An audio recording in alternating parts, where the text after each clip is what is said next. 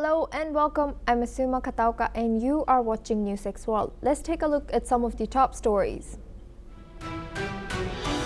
Thousands rushed to a US-Israeli-backed Gaza aid center Tuesday as 8,000 food boxes were distributed amid UN boycotts and Hamas denials. Rescuers say 8 killed in an Israeli strike on northern Gaza as Macron weighs Palestinian state recognition ahead of a June 17 to 20th UN conference. Trump warns Putin is playing with fire as Russia advances in Ukraine. Moscow airport is disrupted as Russia says Ukraine launched a drone assault.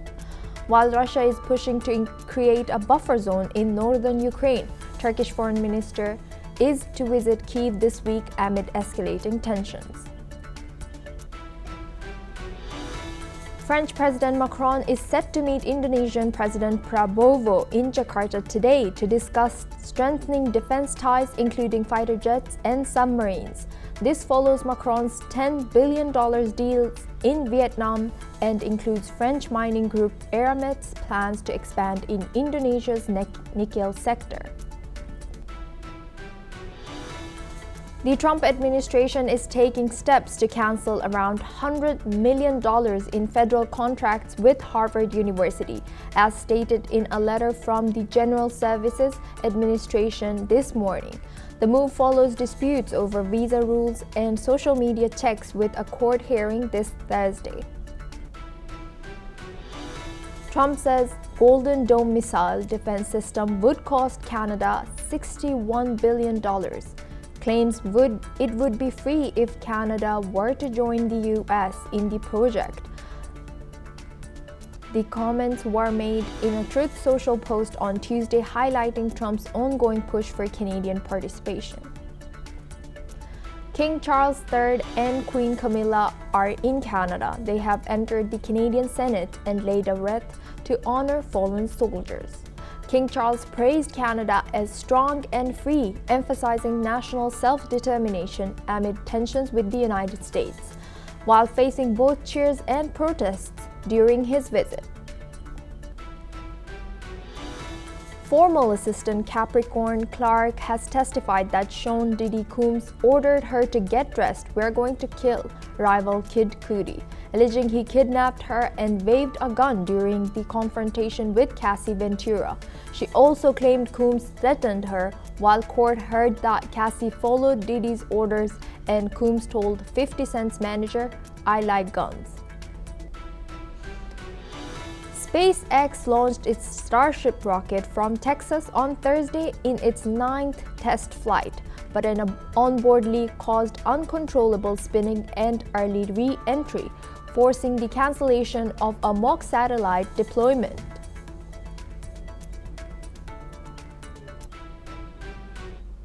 Gaza rescuers said 8 people were killed Wednesday in an Israeli strike in the north of the besieged Palestinian territory. Thousands of Palestinians rushed to US-backed aid distribution center in southern Gaza, desperate to receive food packages after weeks of blockade, which was imposed by Israel. Crowds flocked to the Gaza Humanitarian Foundation site in Rafah, overwhelming organizers and prompting temporary withdrawal of staffs. Let's listen in to what some of the Gazans had to say with respect to aid deliveries. من الزحمة لأخذت طحين، بس كان عندي أمل إن أخذ طحين، والأمل بإيدين الله عز وجل عند الله، ولكن ما أخذتش من الزحمة ومن كثر عملية التسليم كانت بنظام بدل ما نكمل من الناس خلوا الناس كلها تهجم هجوم عليها وتاخذ الكمية. The foundation said around 8,000 food boxes equal to 462,000 meals were distributed, adding that its team fell back at one point to let people collect aid safely. The Israeli military said that warning shots were fired outside the distribution zone, but no aerial fire was directed at the center. Control over the situation was later restored. Meanwhile, Israel's Prime Minister Benjamin Netanyahu admitted there was a loss of control momentarily, but said order was re-established. Let's take a listen. Well, we tried the first one. We're going to put many today. There was some loss of control momentarily. Happily, we brought it back under control. We're going to put many more of these. And the idea is basically to take away the humanitarian looting as a tool of war of Hamas, to give it to the population, eventually to have a sterile zone in the south of Gaza where the entire population can move for its own. We made a decision. Let us put the aid in such a way that we separate the aid from Hamas. We give it to the civilians and not to the terrorists. And we worked out a plan with our American friends to have controlled distribution sites where an American company would distribute the food to Palestinian families. In a related development, the United Nations has called these scenes heartbreaking. The UN also said Israel is still allowing aid deliveries under extremely difficult circumstances and with a lot of obstacles. Let's listen in. To the situation in Gaza, and I can tell you that we have been watching the video coming out of Gaza around one of the distribution points set up by the Gaza Humanitarian Foundation, and frankly, these these images are heartbreaking to say the least. Separately, the United States dismissed criticism of the aid operation at the height of hypocrisy, stressing that food is moving into Gaza at a massive scale. Let's listen in. Beginning, we had I'd mentioned and we had heard about the resistance by certain NGOs and the UN. It is unfortunate because the issue here is getting aid to Gazans. And then suddenly it moves into complaints about style or the nature of who's doing it, or elements of administration and being opposed to getting food and aid, as we've demonstrated here, is happening and will continue to happen because someone might feel left out, is, I think, the height of hypocrisy. The Gaza Humanitarian Foundation, the one distributing aid in Israel, has blamed Hamas for causing delays in civilian access to aid, an allegation Hamas denied.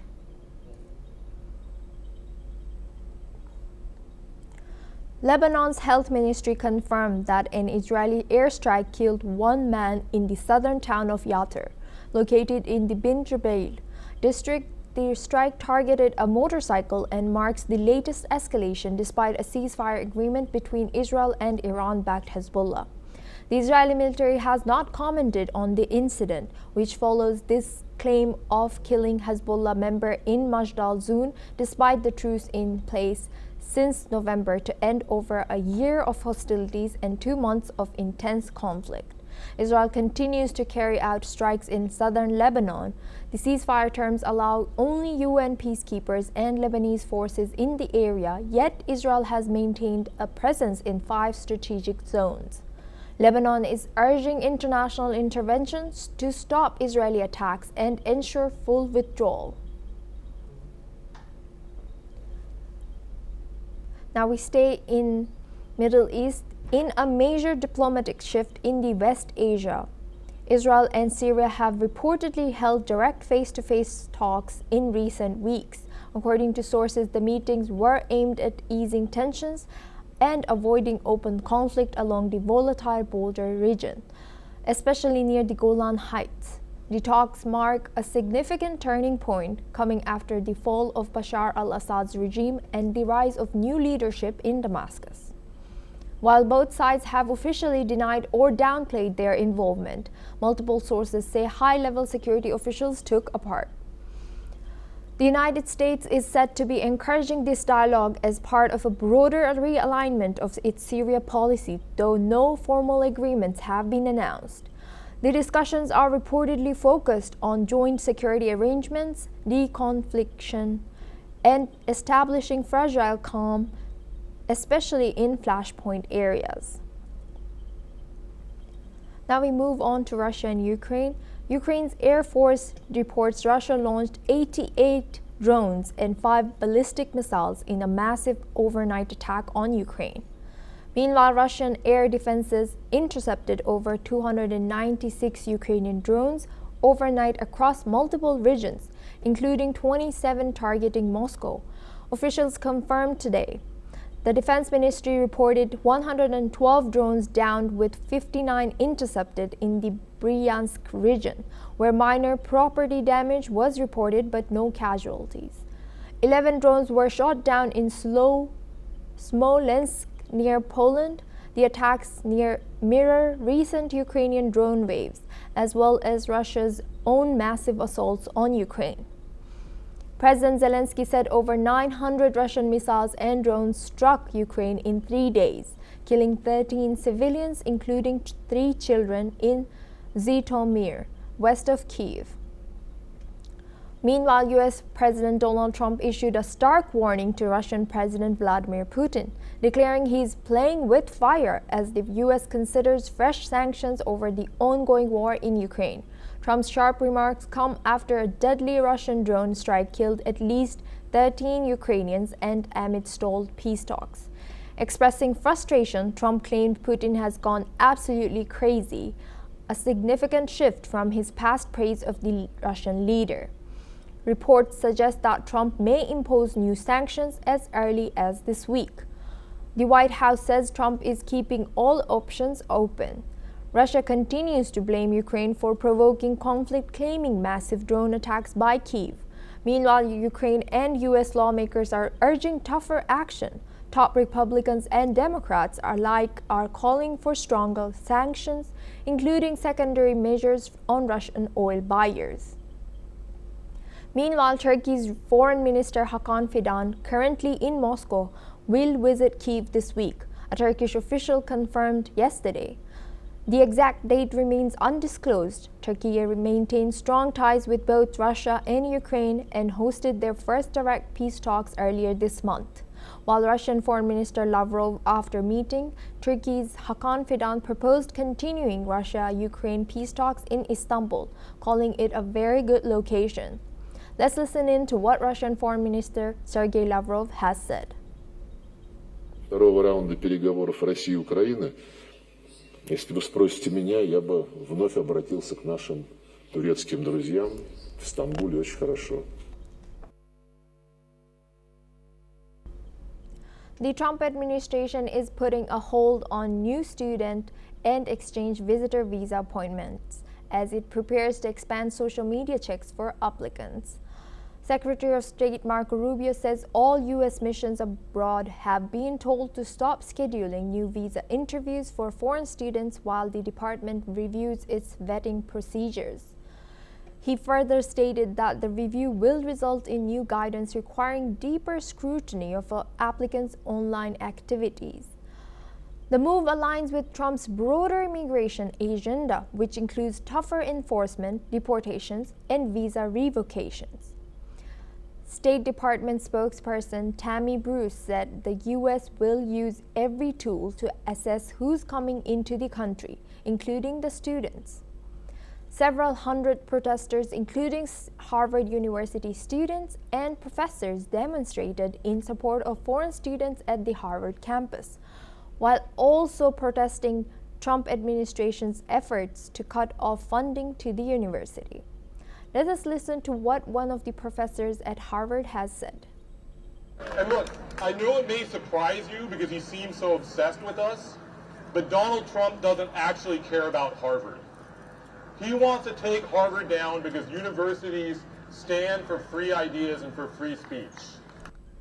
In another development, the Hong Kong Chief Executive John Lee has invited students from Harvard University to continue their studies in Hong Kong, as he further stressed on safeguarding their education. Let us listen to what he said. Hong Kong will welcome any students who have been discriminated by the U.S. policy, who face difficulties to study or continue their studies in the U.S. universities. We welcome them to come to Hong Kong to continue their studies in our university. We have guest Professor Jim Rice of International Law joining us from Vigan, Philippines. Professor, thank you for joining us today. What are the potential consequences for Harvard if the Trump administration successfully terminates $100 million in federal contracts? Well, if I can just address the remarks by the chief executive of Hong Kong, John Lee, to invite students to attend Hong Kong universities. I just find this the height of hypocrisy. I was a professor in Hong Kong University for 26 years, and I could see gradually the controls imposed by the government over academic freedom and institutional autonomy. And ultimately, I was forced to flee Hong Kong because of their draconian national security law. So I would suggest that it would be a mistake to attend a Hong Kong university or to teach there. But regarding your question, and thank you for that, the Trump administration has essentially been doing the same thing that the Hong Kong regime did ever since the Chinese government took control of Hong Kong in 1997.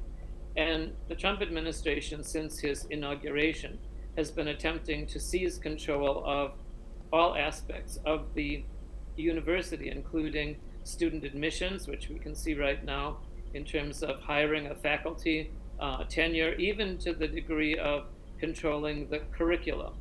So both Hong Kong and the Trump administration are trying to stifle academic freedom and gain control of the universities. And that professor from Harvard that you just aired a moment ago is absolutely right. The universities embody freedom of thought and freedom of expression. That's really interesting, and probably students have no clue that this is going on in Hong Kong University. Yes, thank you for pointing that out. This is a really important point that I want to stress. And in addition to that, in addition to what happened to me, several of my colleagues were also terminated from their positions, and some of them were forced to flee Hong Kong as well. And going back to the topic of Harvard, how might this clash reflect broader tensions between academic institutions and federal immigration policies? Okay, well, as we know, Trump is, after he imposed his ban on or prohibition of Harvard from recruiting foreign students, a court almost immediately imposed a ruling of a temporary restraining order. And Trump will lose this in court. There's no question about it. It's a violation of the Constitution, and Trump will lose, even if he takes it to the Supreme Court. But what Trump is doing here is a kind of a death of 1,000 cuts by constantly subjecting the students, the faculty, and the administration of Harvard to almost daily attacks. What they're doing is just traumatizing the university, the students. I'm sure that there will be several students from India, for example, who, upon hearing the hostility that the Trump administration has for foreign students, will probably choose to go to Oxford or Cambridge instead of an institution like Harvard. And it's a great pity, because the United States has long depended upon foreign students from countries all over the world, including India and China, Taiwan, Southeast Asia, to benefit in terms of research and adding to the university life. I myself was an overseas student at Cambridge University, and I'm constantly grateful for the experiences that I had there. And building on to that point that you've mentioned, that government, how much of control should government have on schools? To what extent should universities be held accountable for compliance with federal policies or data vetting, such as social media checks? Oh, well, the faculty, the universities, and students are all required to obey the law. I mean, obviously, no one is above the law, and that's the idea of the rule of law, that no one is above the law. However, the idea that one can run afoul of the administration for thought crimes, for posts which, and here in your own report, it was so vague and unclear what kind of social media posts would be considered offensive or objectionable by the diplomats in overseas consulates and embassies. Would it be criticizing Trump? Would it be criticizing the Israeli government over the Gaza war? What would these comments on social media be? Nobody knows. And so the law can't be like that. The law can't act as a kind of a chill on freedom of expression. And building on that point, how could this dispute influence future relationships between the federal government and the other U.S. educational institutions? That's a great point. I think that Harvard is just the first one. The Trump administration would intend to exert its control over many other universities as well. So Harvard is standing in the way, and it's crucially important that Harvard fights this and wins it. And it's important as well that all other universities in the United States and around the world hold the line in terms of academic freedom and university or institutional autonomy. It's of vital importance to us all. And last but not least, if you can maybe predict or hint at what legal arguments could Harvard present in Thursday's court hearing to challenge the contract cancellations? That's another point that I didn't mention in my longish answers. And I'm sorry for that. These purported cancellations of contracts would appear on their face to be illegal. When you enter into a contract with a private party or the government, it's a binding contract. And the government can't just say, we wish to cancel these contracts because they want to. So again, this will be settled in court, and I'm confident that the Trump administration is going to lose. Thank you very much, Professor Jim Rice, for joining us, and thank you for the insight. Now we move on to our next story. President Trump is asking the U.S. Supreme Court to intervene in a major immigration dispute. His administration wants to resume deportations to third countries without giving migrants a chance to argue. They'd face torture or death there. A lower court has blocked this policy, calling it a violation of due process. The White House says this injunction is stalling thousands of deportations and putting foreign policy at risk. Many migrants involved are convicted of serious crimes, including murder. Some are now being held at a military base in Djibouti while the case unfolds. Critics accuse the administration of defying court orders, even sending migrants to El Salvador after the injunction. Trump wants a swift Supreme Court decision to bypass what he calls intolerable delays.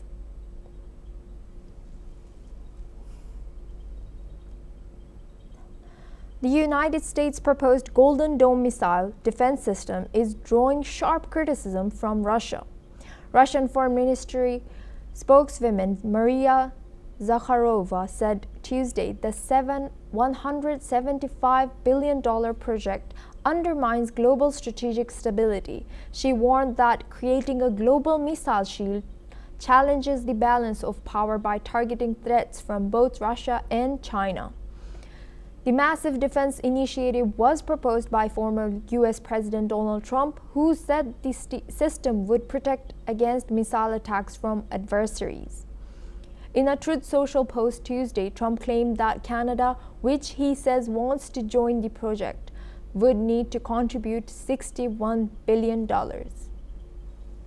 Mark Carney had also recently mentioned that Canada is interested in the $175 million investment. Now we stay in North America. King Charles III and Queen Camilla has entered Canadian Senate, honoring fallen soldiers in solemn ceremony marking Parliament's opening session. King Charles delivered the throne speech in Canada, marking the formal opening of Parliament, the first time a reigning monarch has done so since Queen Elizabeth II in 1977. The speech outlined key priorities, including a renewed partnership with the United States. The King highlighted a new economic and security relationship between Canada and the US rooted in mutual respect, which he said would benefit both sovereign nations. The address also emphasized Canada's strategy for economic resilience amid global trade tensions. The government, the King said, will unleash a new era of growth that will ensure we don't just survive ongoing trade wars, but emerge from them stronger than ever. Concluding his speech, King Charles echoed the national anthem, declaring the true North is indeed strong and free, a remark that drew applause from lawmakers. Prime Minister Carney described the King's visit as symbolizing Canada's sovereignty, a pointed reference to recent remarks by Donald Trump suggesting Canada could become the 51st U.S. state. The speech reinforces Canada's independence and direction on global issues. Let's listen in to UK King Charles III. Today, Canada faces another critical moment. Democracy, pluralism, the rule of law, self-determination, and freedom are values which Canadians hold dear, and ones which the government is determined to protect. French President Emmanuel Macron will be in Jakarta for talks with Indonesia's new president Prabowo Subianto, keeping trade, defense, and mineral cooperation at the top of their agenda. Indonesia is Paris's biggest arms customer in the region.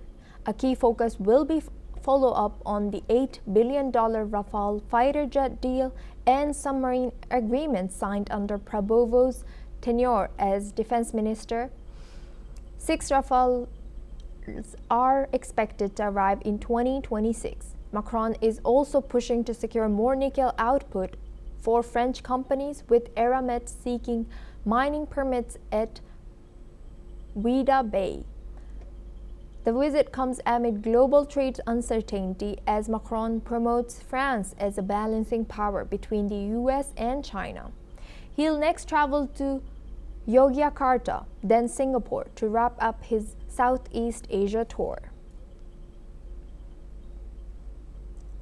Chief Advisor Professor Muhammad Yunus departed for Tokyo for a 4-day official visit to attend the 30th Nikkei Forum Future of Asia and hold bilateral talks with Japanese Prime Minister Shigeru Ishiba on May 30th.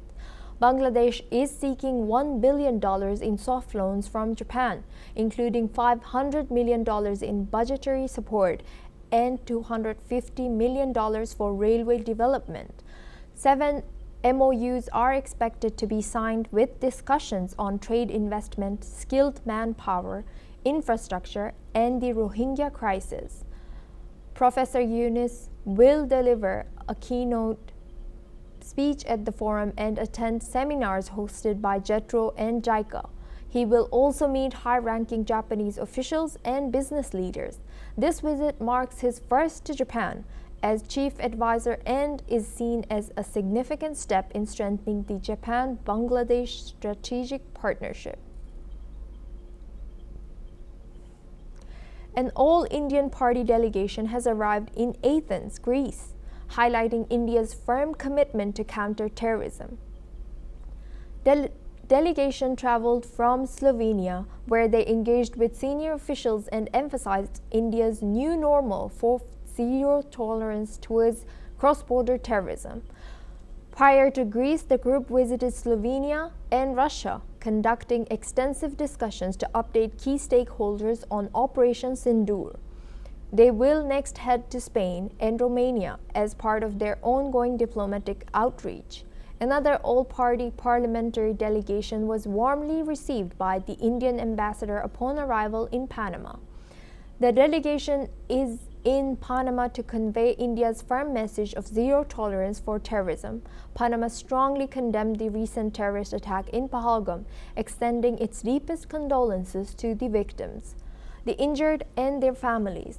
The country expressed solidarity with India in this tragic loss and in the ongoing fight against terrorism. Before arriving in Panama, the delegation visited the United States and Guyana, and they will next travel to Brazil and Colombia as part of their diplomatic mission. Well, that's all we have time for. We will continue to bring more news updates from around the world.